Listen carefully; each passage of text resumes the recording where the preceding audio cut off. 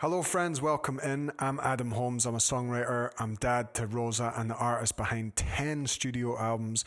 My music is featured on BBC Radio 2 and Edith Bowman's Key Sessions with nominations from the BBC Radio 2 Folk Awards and Scottish Album of the Year. I'm thankful to connect with over 800,000 of you across social media while leading one of the world's biggest music communities on Patreon, known as The Club.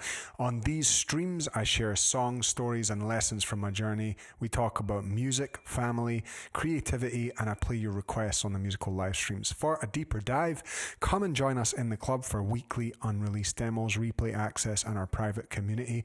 And if you're dreaming of producing your own albums or want coaching on your creative path, just ask. I sometimes have room for new collaborations. All questions and requests are, as always, picked from inside of the club. Let's get into it. Today, friends, is a songwriting masterclass, and I've got 10 points that are going to help you to write songs that AI could never replace.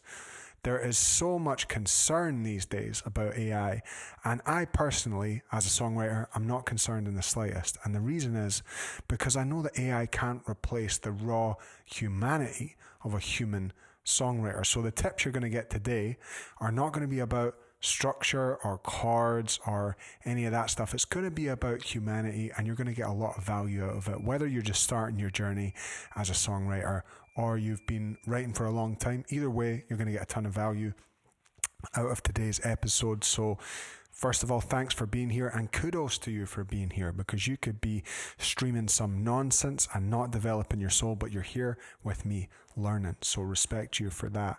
That already shows a lot. The first tip we're going to get into today is you're already the expert.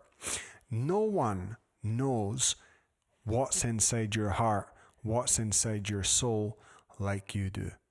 And we are taught in school, we're taught in society that there's experts out there who know the best way for us to live. Songwriting's not like that. Songwriting is just about you owning a feeling. And someone who owns a really powerful feeling is always going to be more interesting than someone that decorates their work with lots of ornaments, but it's not really being honest. It's not really being truthful. So you're already the expert. You already know the things that you truly feel. You already know the things that you truly dislike or the things that you love. And those are the things that are going to make the best songs. So when you start to make this shift in your mindset, I am the expert. I know how I feel, and therefore I know how to write good songs. It's going to really unlock a lot of amazing ideas for you. The second is melody as tone.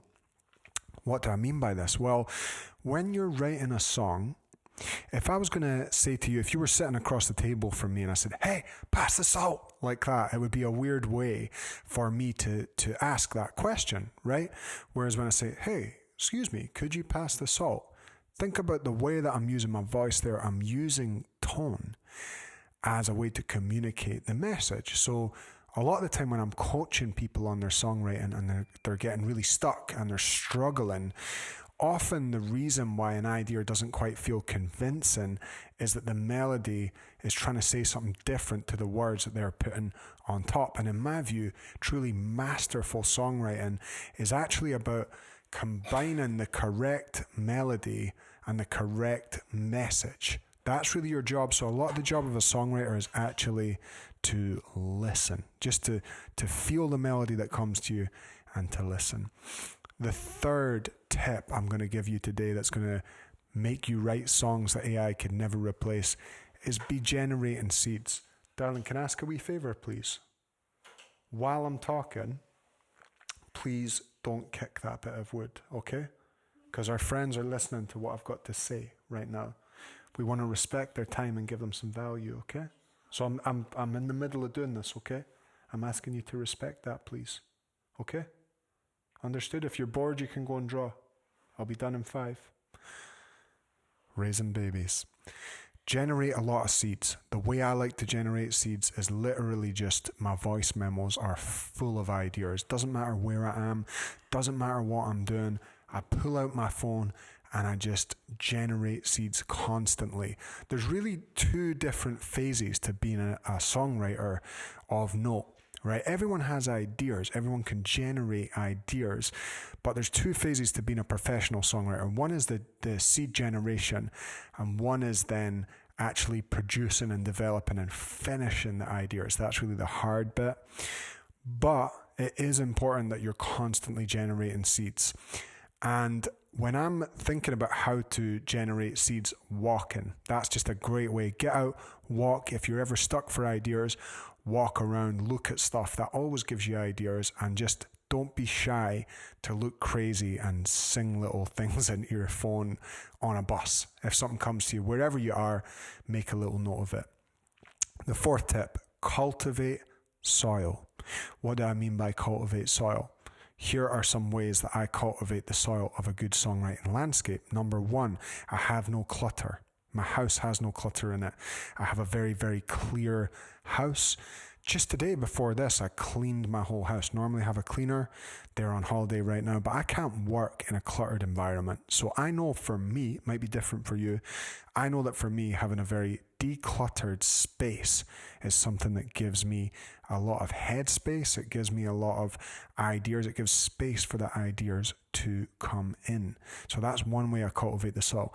Another way that really helps me, it sounds weird, but going for dinner on my own and just looking at how people are existing, almost looking at the strangeness of life, making space and time to look at the strangeness of life and look at how people function and cooperate and kind of witness them almost as a bit of a fly on the wall.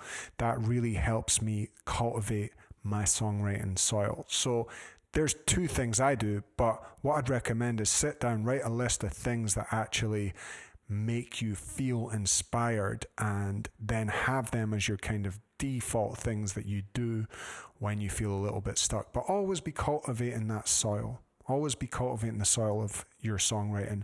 Clothing, that's another thing I like to do. Different clothes generate different ideas. They feel different. Think about it like you're getting into a character. Number 5, be a detective. Songwriting is a lot like working a case. And it's like case open, case closed, right? Case closed is you have written the song, you've worked through it, you feel it's convincing, you've recorded it, and you've released it. That is case closed. But until the song's released, and until the song has an audience and is out there in the world and belongs to the world, you're like a detective working on a case. Now, it might be that suddenly a clue emerges and it helps you finish it. So you might have like a chorus that you've had for years and years, and then it might just suddenly be like, wow, that bit of verse really clicks in there. It's like an open case, and you might have sometimes even bits of paper on the wall and, folders in your voice notes, and you're really an organizer of information as a songwriter. A lot of people have this concept on songwriting that's to do with divine inspiration, channel it, and then kind of it's done all in a one. Or sometimes they do come like that, but more often than not, you're like a detective working a case. And it's about that sense of vigilance. It's about that sense of awareness and just having your dial tuned to the frequency of songwriting on a daily basis, work in the case of each individual song.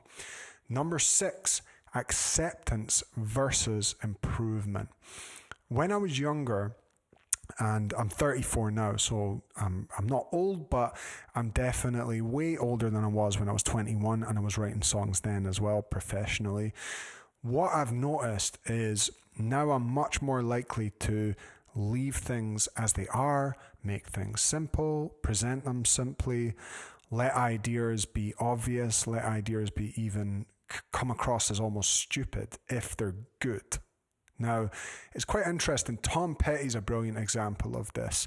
His songs are, I just love him. He's amazing. And his songs they're almost on the verge of being silly sometimes, but they're also fantastic. Neil Young once famously said, he got the line, "Keep on rocking in the free world," and he said to himself, that's so bad that I kind of have to use it. I thought that was really interesting.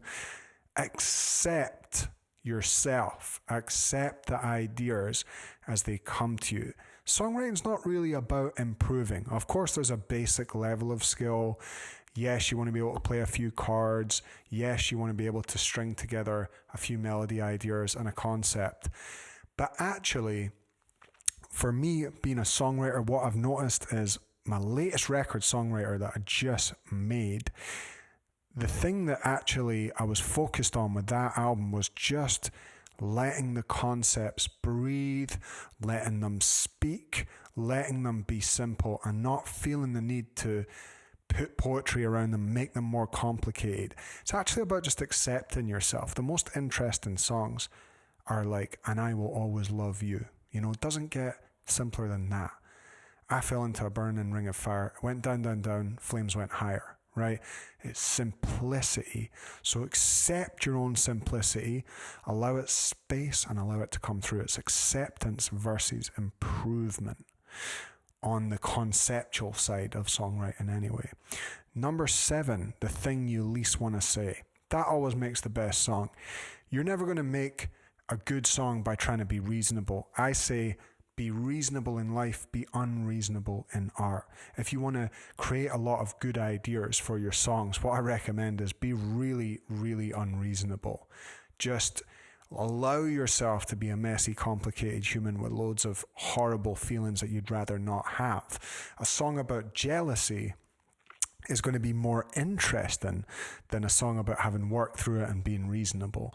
A song about being sad about your ex having a new partner, that's not a reasonable thing to do in life, and you don't want to be like that in life. And if you are, go to therapy. That's what I'd recommend. That helped me.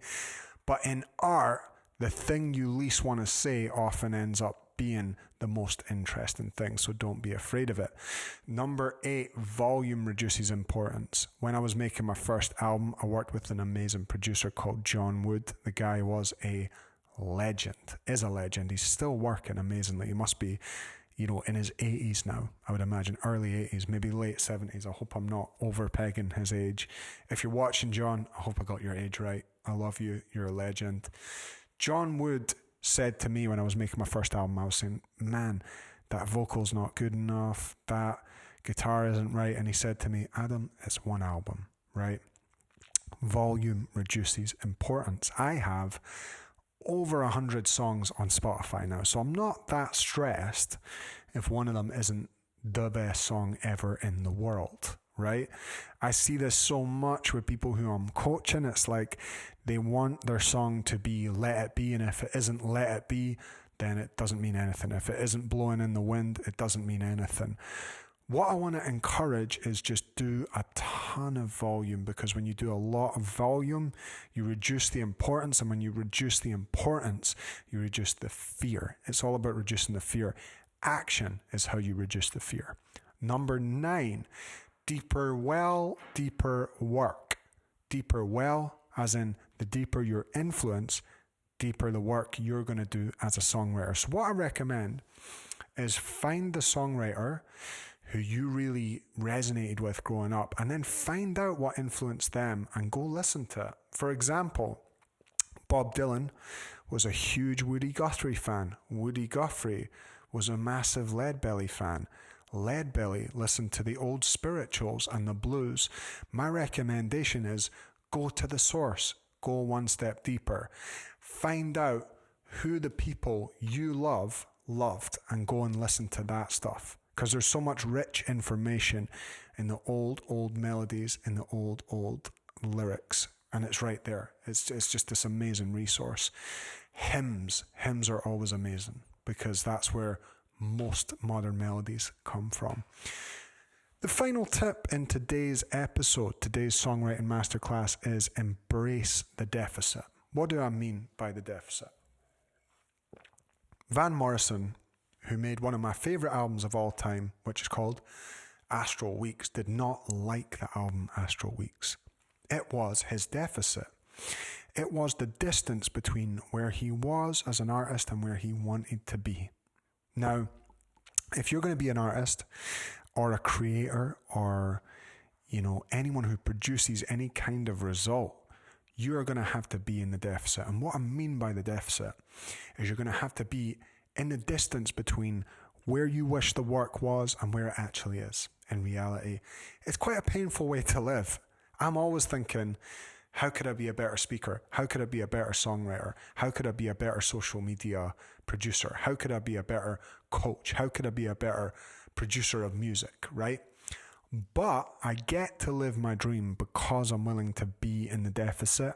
And my deficit, as in the distance between where I am and where I want it to be, is not how the world sees it. It's not how the world gets it, and the world gets your example. But the lowest standard you could have for yourself is perfection. Because if the standard you, have for yourself is perfection, you're never going to give the world anything. So think about that. Really meditate on that. If you try to be perfect, what's going to happen if you try and be perfect is you're going to do nothing. So it's the lowest standard you can have for yourself. And so get over yourself, embrace the deficit, be generous, get your work out there. You guys, I appreciate your time. Thanks a million. If you got one piece of value out of this, do me a huge favor, come and join my club. It is the biggest music and creativity Patreon on the planet, or one of. It's not on the planet yet. There are bigger ones, but we've got to be in the top 10 within a year. We're going to get to the number one spot with your help. I want you to come and join us. It's a beautiful thing. There's tons of content. It's only $2 to join. It's a big help to me and my family if you can come and join, and there's loads of exclusive goodies in there. Also, if you're a songwriter and you're looking to make your album, I can help. I've made 10 of my own albums. I've made dozens of albums for other people. And I can make 5 tracks for you for £2,500. I'll co-write, produce, mix and master your 5-song EP in under 3 months. And I'll coach you on your social media.